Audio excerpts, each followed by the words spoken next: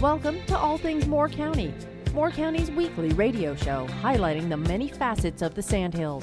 That includes real estate, lifestyle, community and neighborhoods. And now from 4 Properties, here's your host, Bill Sahadi. Good morning and welcome to the talk show All Things Moore County. We're being joined today by Chris Rhule of Premier Power, who is one of our most interesting guests. He is a Kohler generator dealer, and I think we first started having Chris on the show back in 2019 or 2020 when I called him one day after a storm where my power went out and I had had enough, and I just said, I can't do this anymore. And the Brooklyn in me came out, and I said, I want to put a generator in. And of course I thought, well, I called, I made the order, and he'll put it in next week. Well, the one thing that I learned about generators is that the worst time to call to order one is right after a weather event. Yes, it's because everybody calls then. Everybody calls, right? Your phones get flooded. It goes crazy. You have to almost do it as a disciplined person, maybe in April or May, right, and get yourself set up knowing that as you go into the autumn season, you're going to have a generator. Right.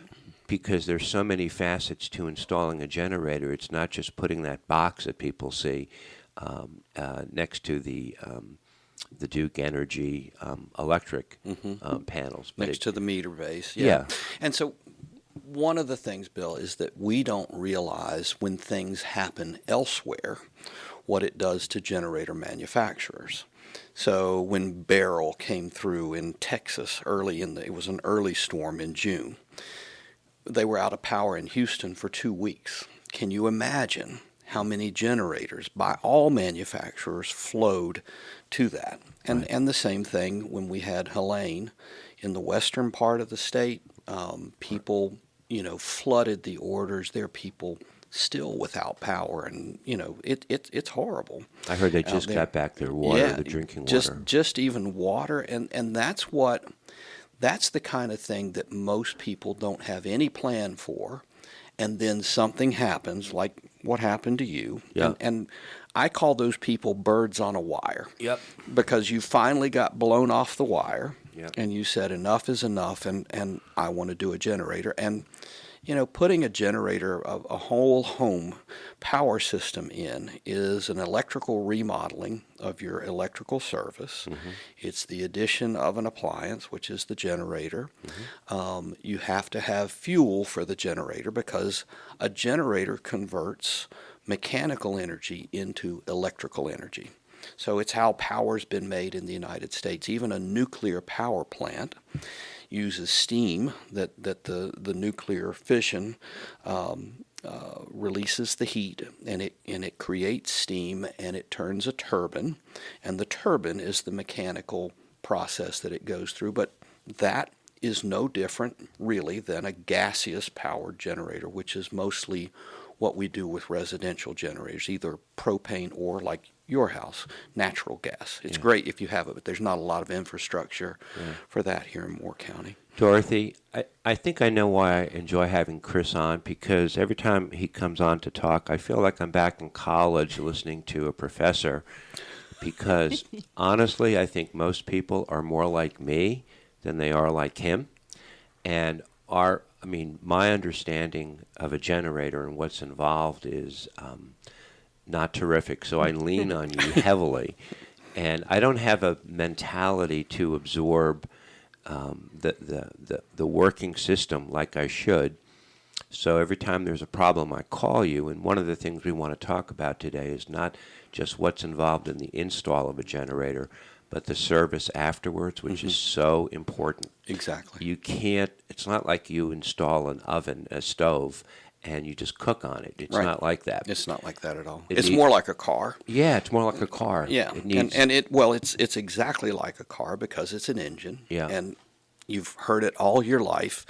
Oil is the lifeblood of any engine. Right. So, and at some point, it doesn't matter how good your car is, you're going to need a nerd like me or one of my guys to work on it. I don't think you have to know that much about what this is. There are some things, and we've simplified that, that an owner has as responsibilities for a generator, and then there's the service techs that come out. Basically, what it is, when they shot out the substations, That's generators 2 years ago. yeah, Now, 2 years ago, and it just changed the world, and it was just Moore County. People in surrounding counties don't even know that it happened. Right. But everything was dark here, and it really, really affected us. But it was a big wake-up call, too. But a generator during that time made the equivalent of, I say, hey, Bill, let's get in the car and let's drive nonstop from Southern Pines to Los Angeles. That's a huge mechanical responsibility and a huge mechanical task for a piece of equipment to go through. And so if you were driving, you really wouldn't be nonstop because you'd have to fill the car up, or if you have to recharge it or whatever. But with gaseous engines, you have oil to take care of. And as an engine gets hotter, it makes less horsepower. Doesn't matter. You always see on NASCAR races that they try to play the game of qualifying on the coolest day that they can, because an engine performs better then. So it's the same thing with the generator. It's just staying in one place, and as it runs, it gets warmer. As it gets warmer, it makes less horsepower. 1.7 horsepower equals 1 kilowatt, 1,000 watts of electrical power. So as you lose horsepower, you lose kW. And when things come on in the house, and people don't understand because it's at our fingertips and we don't even think about, I turn on the faucet in the sink and I have hot water. Well, that electric hot water heater is 5,000 watts worth of load when the elements are functioning. When it's satisfied its internal thermostat, those go off. So forget about electrical stuff and all my nerd stuff. What I would tell you is it's sort of like a hay trailer, which represents your house, being pulled by a tractor through a hay field. When lighting circuits and even refrigerators and things come on, they're like little square bales of hay. But when a heat pump comes on, especially in the wintertime when you have electric strip heat, or when a hot water heater comes on, and for a lot of people, a well pump, and just to have water is critical. It's what really, we're almost in this business. It will be 25 years next year. And when we had the big snow, the 22-inch snow in 2000. I remember. Okay, and Yep. we had people that were hauling 55-gallon drums to the fire station on Pennsylvania Avenue so that they could get filled with water for their horses, which drink about 50 gallons of water every day. That's when we started doing a lot of generators and well pumps. Everything is a load that when it comes on, it jumps on the trailer. And so the big thing in the generator world, or two big things that have happened really in the last 10 years, is that air-cooled engines, like the one that you have gotten much more powerful, and therefore you can make more kilowatts for a lot less money. So it used to be to have a 20 kW, 20 kilowatt generator that made 20,000 watts of power, you had to have a liquid-cooled engine like a car. It has a radiator. It has 4 cylinders. It's over 2.5 times as expensive as an air-cooled generator. Okay. And so I have the first air-cooled generator that I ever sold is still in service today. And the reason that is because A, it was a very good design, and B, it's been maintained properly. So, I sell Kohler generators, and I believe that it's the best one on the market for a residential application. So the second big thing that's happened, other than engines, air-cooled engines getting bigger, now Kohler has up to 26 kW, 26,000 watts. out of a box that's 4 feet long, 30 inches wide, 32 inches tall. That can run your whole house without doing any load shedding. But load shedding, going back to the trailer analogy with the tractor, is like this bale of hay can't come on right now. We're going to keep it because if it came on, it would get too heavy. Right. Or you can have it so it never gets loaded onto the trailer while we're being pulled by the tractor on generator power. So you can have the house be very normal and be on generator power and stay there whether it's hot. You know, we have 2 outage scenarios that we plan for: when it's really hot and when it's really cold. It's going to be one or the other. Thankfully, the terrorist attack that happened in 2022 didn't happen on Christmas Eve when it was 14 degrees. Right. So that's kind of what we plan for when we design a system for somebody. Okay. Is an air-cooled generator more efficient? It's no more or no less. So an air-cooled generator Right. operates at its operating speed for all air-cooled generators. The design speed for it is 3,600 rounds per minute, 3,600 RPM. Mm-hmm. Now, if you got in your car and you have a tachometer on it and you get your engine there up to 3,600 RPM, the blue lights are going to be behind you really quick. Gotcha. Okay, so a liquid-cooled generator, a good one, there are 3,600 RPM liquid-cooled generators, but most of them are 1,800 RPM, half the speed. Oh. So an 1,800 RPM unit turns half the speed because it has a 4-pole alternator. An air-cooled unit, the engine operates most efficiently at 3,600 RPM, so you only use a 2-pole alternator. It comes out the same in the end. A liquid-cooled generator is much more expensive, like 2.5 times the price of an air-cooled generator. Okay. I have an air-cooled generator that has over 6,000 hours of use on it, and it's still, you test an engine, the health of an engine is based on the compression of the cylinder. Okay, so the piston comes up through the cylinder. As time goes on, that piston coming up through the cylinder wall wears little streaks in it, and you start to lose compression. All right, but when you run on LP gas, propane, or Right. natural gas, Right. it's much cleaner. Gotcha. So I have that generator with 6,000 hours on it, and the compressions on each cylinder are still factory spec, and it's 18 years old. So it's like it can go thousands of hours. The liquid cooled generators can go tens of thousands of hours. Okay. Can we? Okay. So, you've lost me a little bit. Sorry. Nope. One of your strengths Nerd is stuff. One of your strengths is the ability to come up with layman's analogies to help people like me understand. Mm-hmm. But what about the people today who are sitting on the sidelines, Mm-hmm. who have had conversations about installing a generator Mm-hmm. so that they would be better prepared for upcoming weather events? Mm-hmm. Let's roll it back and talk about what's involved in the process of ordering a generator, the Mm-hmm. install process, what vendors are required, Mm-hmm. and how much of an invasive, how invasive does the whole process get? So somebody's thinking, they went through a couple of power outages for whatever reason. They want a generator. Mm-hmm.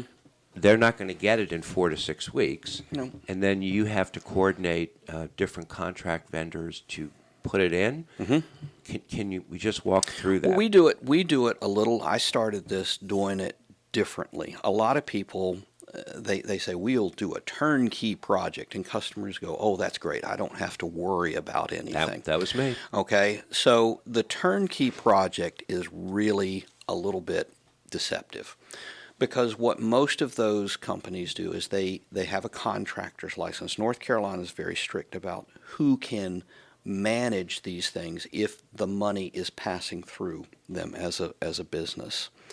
So I made the decision a long time ago that I didn't want any dog in the fight for the gas or the electrical installations. I want it done right.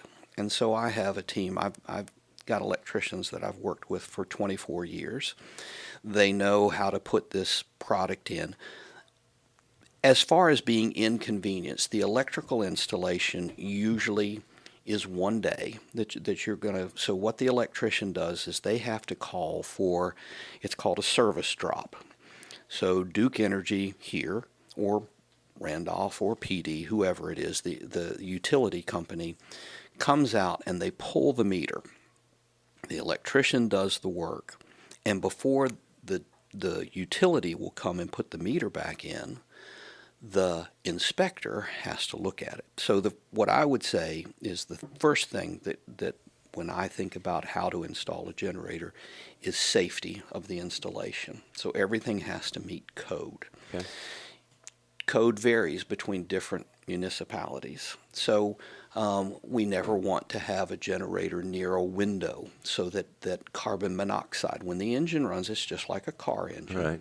and it makes carbon monoxide. So when we set the generator, we design the location for it.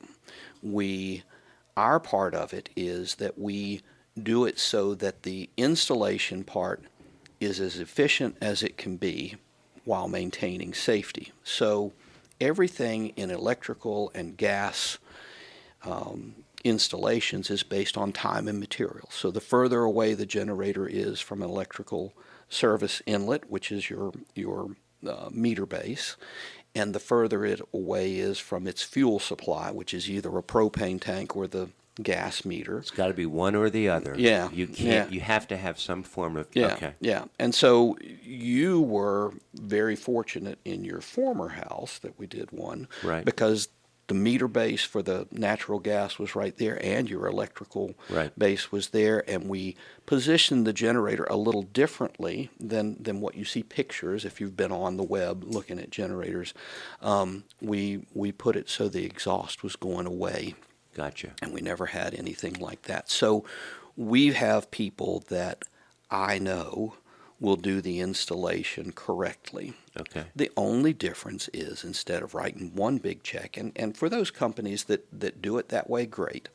I didn't want to compete with electricians for generator business, and so the way that the generator goes in with us is that I don't put any money on the electrical or the gas installations. I do generators, automatic transfer switches, service, repairs, things like that. But the electrician, you pay the electrician and you pay the gas people when they've passed inspection. Let's come back in the second set and pick right up on that. Okay. Because I want to walk through the whole process. Chris Rhule from Premier Power is our guest. He is the Kohler generator dealer here in Moore County. And I've had a great relationship with Chris over the years. And as frustrating as it was to get the generator in, now that all the work has been done and I can look forward, I'm so pleased that I did. This is All Things Moore County. We'll be right back.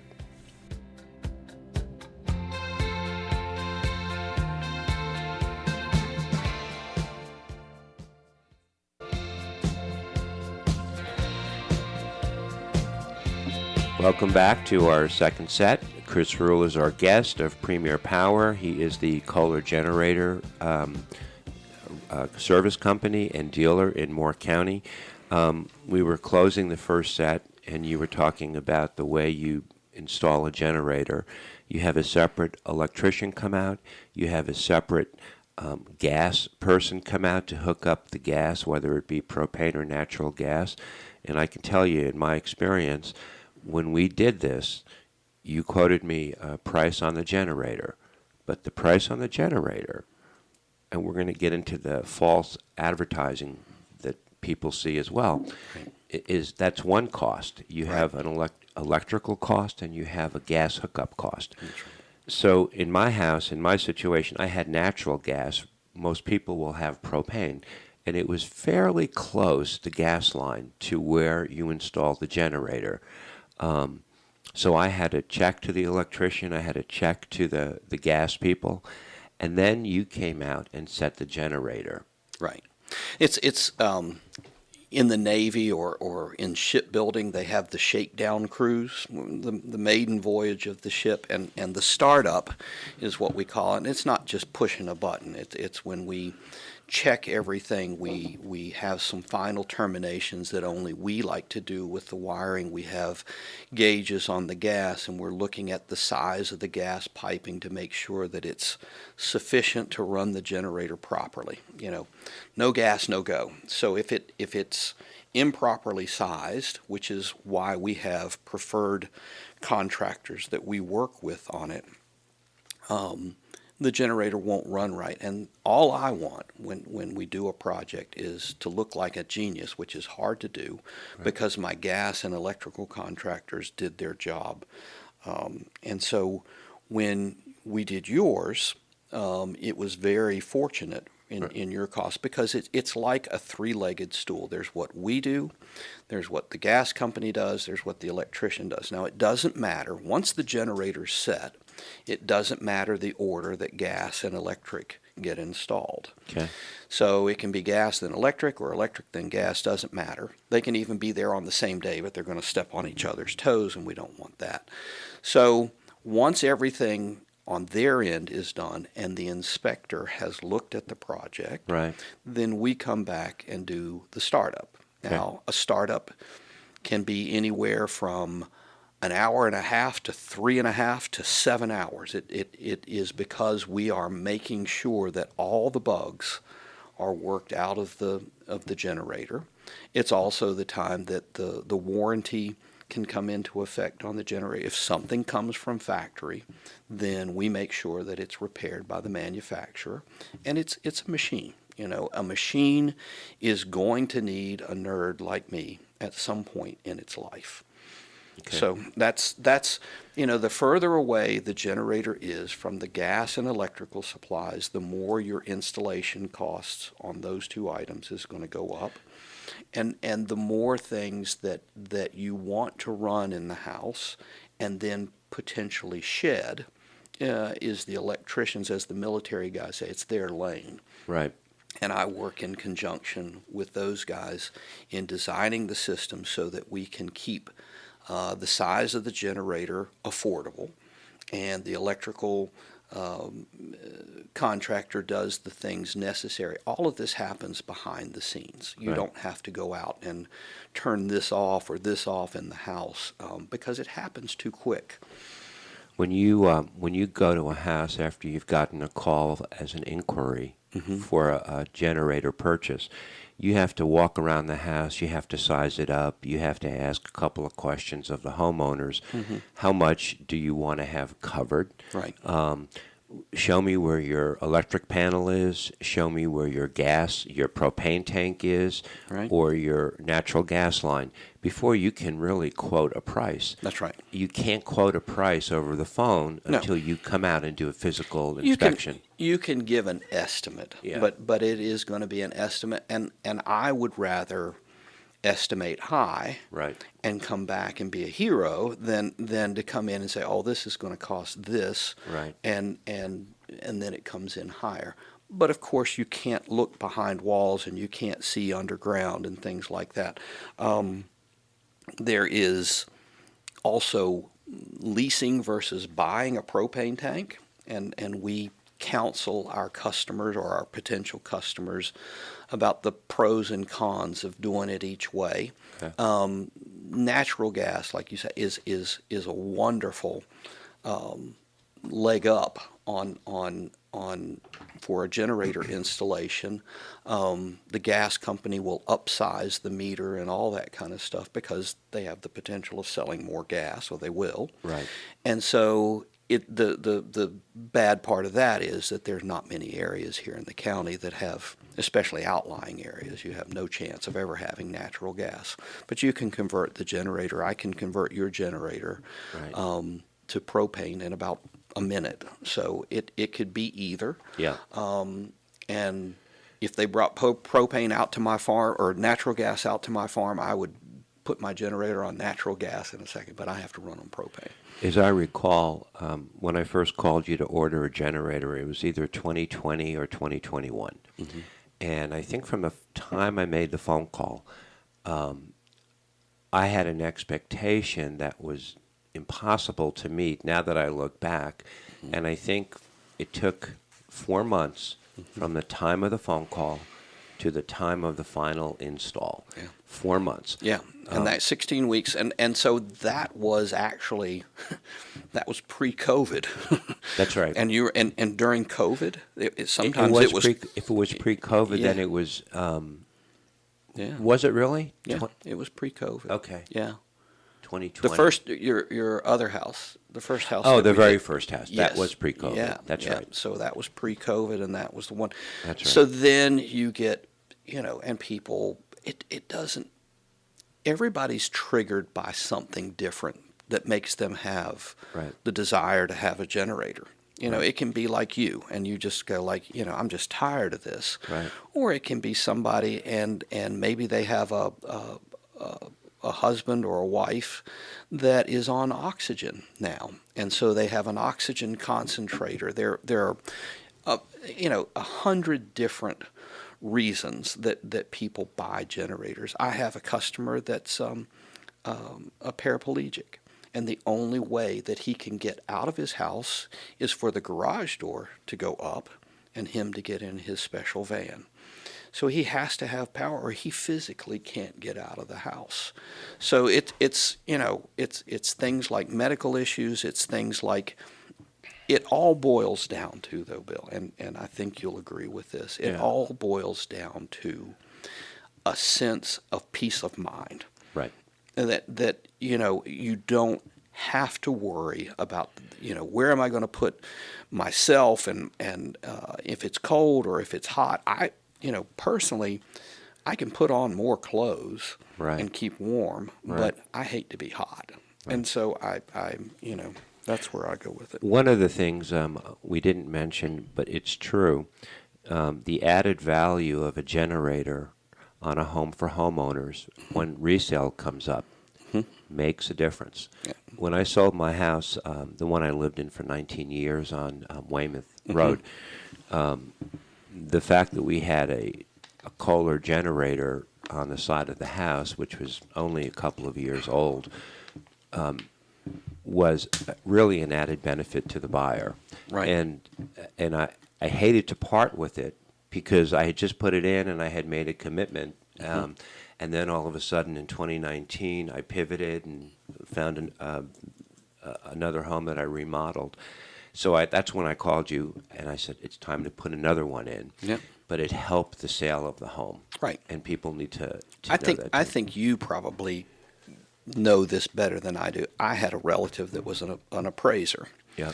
And when you buy the generator, and we start it up, it's sort of like you driving that new car off the lot.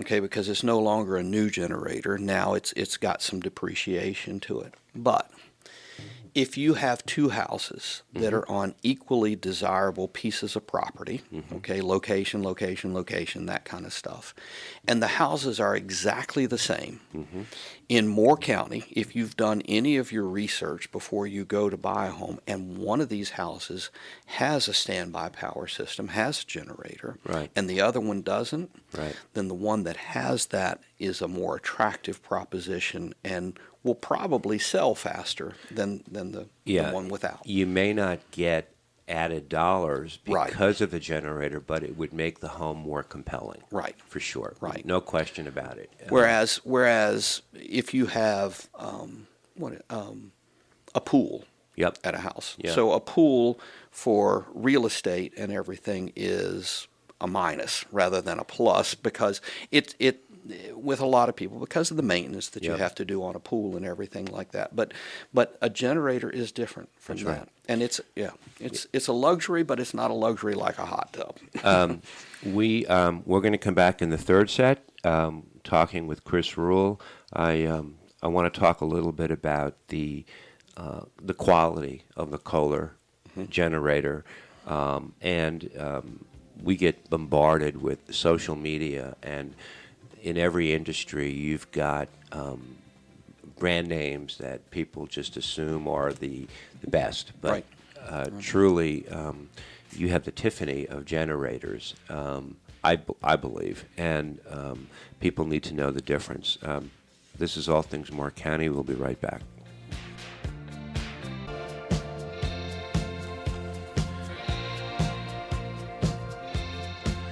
Welcome back to our third and final set of All Things Moore County, talking all about Kohler generators with Chris Rhule of Premier Power. He's located on, I think it's 940 Bennett Street in Southern Pines. When we close the second set, I referred to the Kohler as a Tiffany. I should probably had said it was more like a Lexus in a world where we have a lot of Chevrolets. We have Buicks. There's still some Yugos out there, too. There's some Yugos. But, I mean, even in the construction business, there are brand names of windows that have a panache that some others don't. And you sometimes look and see the very popular commercial quality brand names that you see come up all the time. It doesn't mean that they are the best, even though there are more of them. Right. And Kohler kind of falls into that wedge, doesn't it? That's right. Yeah. So Kohler started building generators in 1920. Right. They did it up in Sheboygan, Wisconsin, where and it's the same Kohler that built all of the plumbing fixtures and things like that. And so they built generators because the town's infrastructure didn't have enough power to run the pumps to pump to the factory, the water to the factory to test the toilets and the faucets and the sinks and everything. I didn't know that. So they built their own, and that's what started it. The oldest generator that I work on is at a little repeater station over on the other side of Fayetteville. It's a 1937 Kohler. And I've been trying to buy that generator for about 20 years now. Stick it in your living room and make it an antique. I would be right in the middle of my office. It is unbelievable when you see how far they've come in that time. But when I started doing generators, it was like you could be Ford, Chevy, and Dodge all under one roof. Right. And the idea was good, better, best. Well, I did that.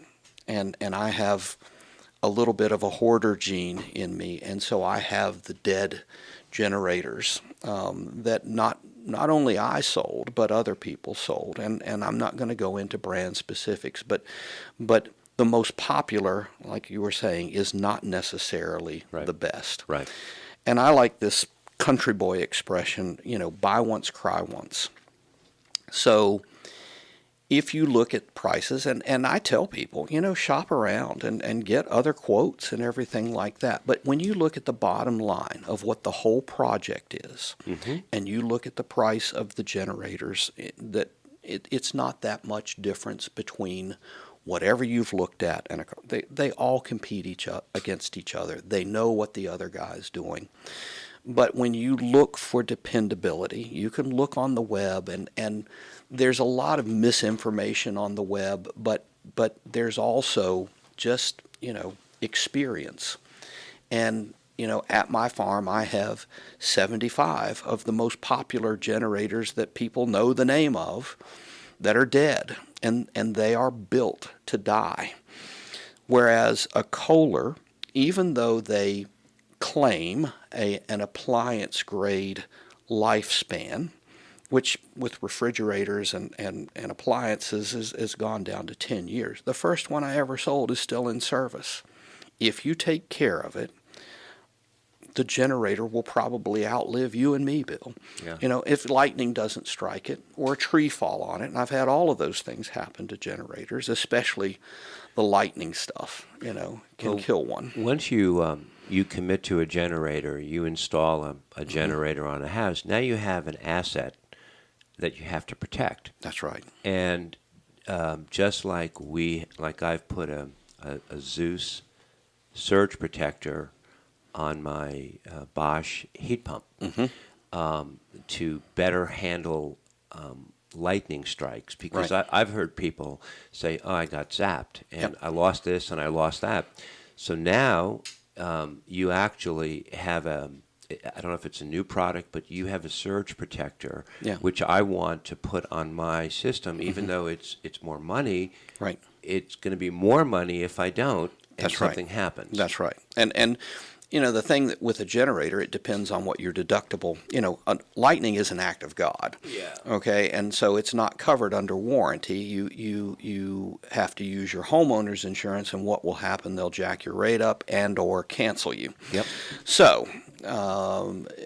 One of the joys of living in the Sandhills is that we are in sand, and sand is not a good conductor for what we call transient voltage. So there are people that specialize just in lightning and surge protection, and they do big, expensive systems for commercial buildings and data centers and radio towers, Yep. that all have this stuff because it's going to happen. I've had one house that we've had a generator on for almost 20 years. It's been hit by lightning 5 times. So the old expression, it never strikes in the same place, is absolutely false. So the lightning comes in, it hits, and especially with longleaf pines or any kind of pine, they have a taproot. Goes way down in the ground.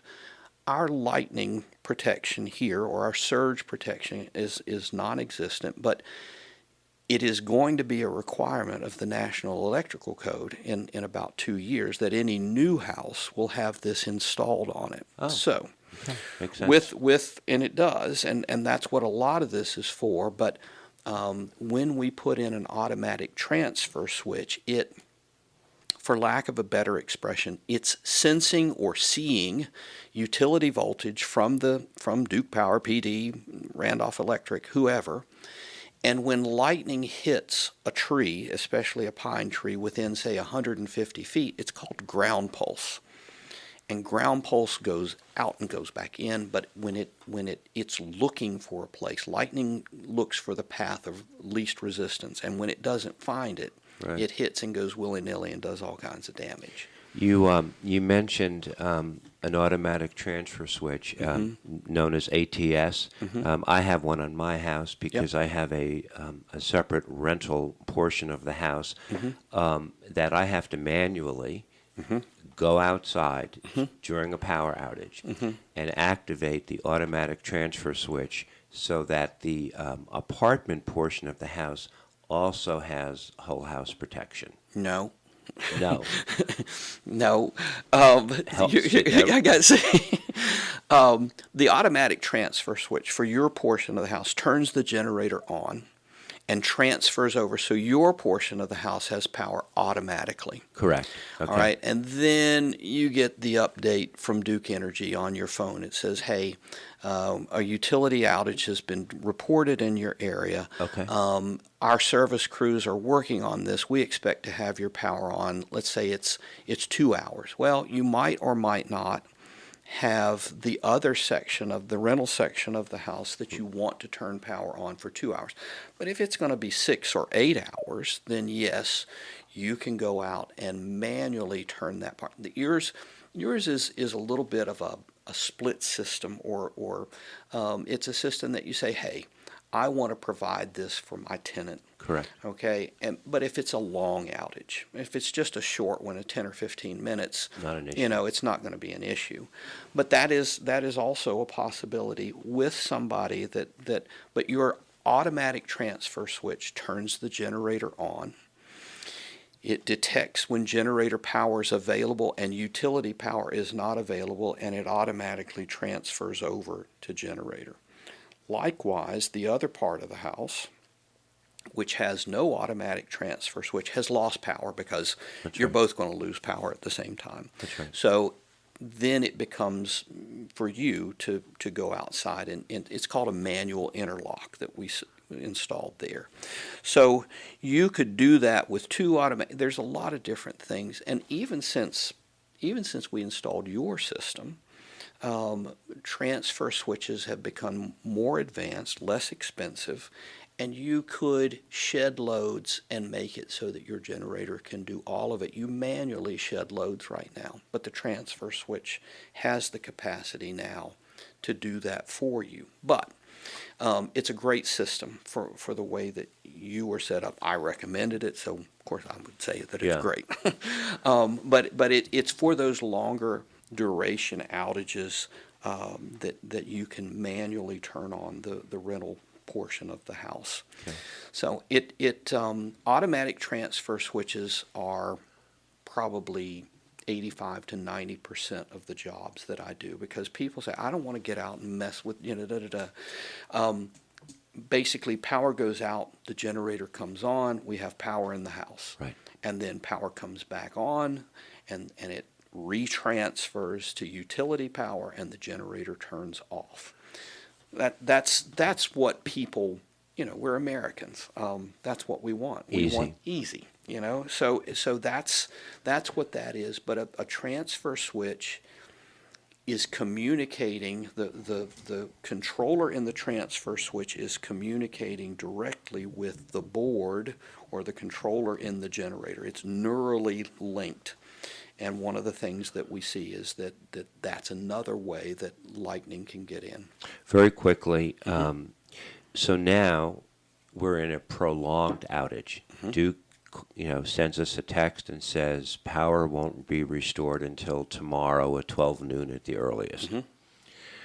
What should the homeowner be paying attention to during an overnight situation that maybe is a day or two or three, right, in terms of maintenance? Well, these are standby generators, and no generator is made to run indefinitely. Okay, so we, and I'll just shout out a customer of mine. I won't name him, but he was a nuclear missile silo commander. And those guys live by a checklist, and we wrote 3 pages of checklists. One is how to check your generator occasionally. Check the oil in it, just like checking the oil in a car, especially if you're seeing the Weather Channel with a storm coming. 2 is how to do a system test. Turn the power off at the transfer switch, the generator comes on, it transfers over. And 3 is how to take care of the generator during emergency times when the standby generator is now a prime power piece of equipment. Okay. And so you would turn it off and let it cool down. And it's easy. It's pushing a button. And is that every 8-10 hours? On your generator, it's recommended. This is for warranty. I have had generators that ran over a week straight. They're not supposed to, but they do it. But it is for your warranty. Everything is being recorded in the controller. Right. It's the manufacturer's warranty. And if we have an incident and we have an engine fail because of low oil pressure, they will want to see that you've stopped, that you've pulled over on the side of the road, like your car, and been taking care of your generator. Yeah, and it's very easy to do.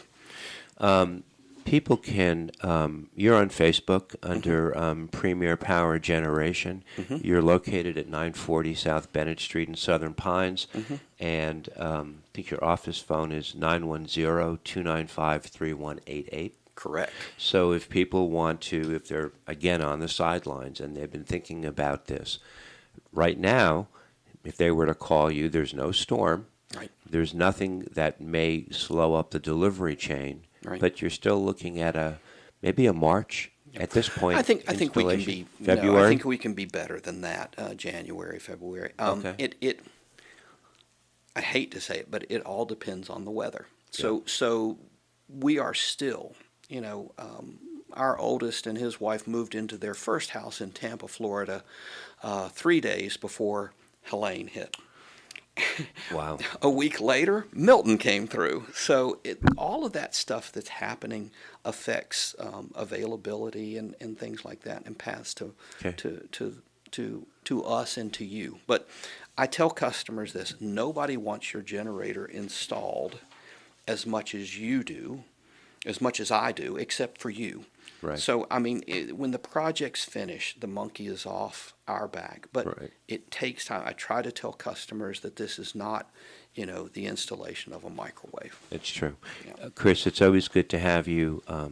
I think the course is over, Dorothy, and he told me he's going to now give me a multiple choice test. Multiple guess. A multiple guess test, which I'll go into study for.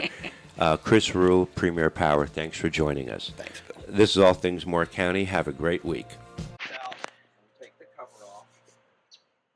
Now, you don't have your desktop computer running in the house with data on it, do you, Bill?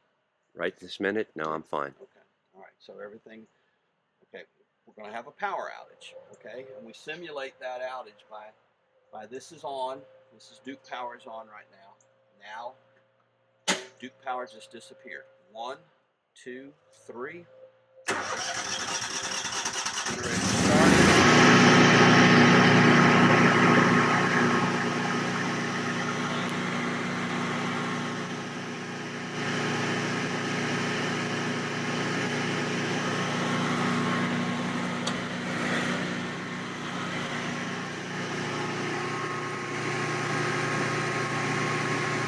It's about 15 seconds. You're on generator power right now. Before a big storm comes in, if you would come out and do this, look at your oil first. So all I have to do is turn that switch and it will turn this on instead of starting The here. generator and the transfer switch doesn't see power from Duke Energy. It says, hey, generator needs to come on. So it's a system test that we do. Right? So to end that test, turn that back on, and in 2 minutes, it's going to retransfer and shut the generator down. I turn this off.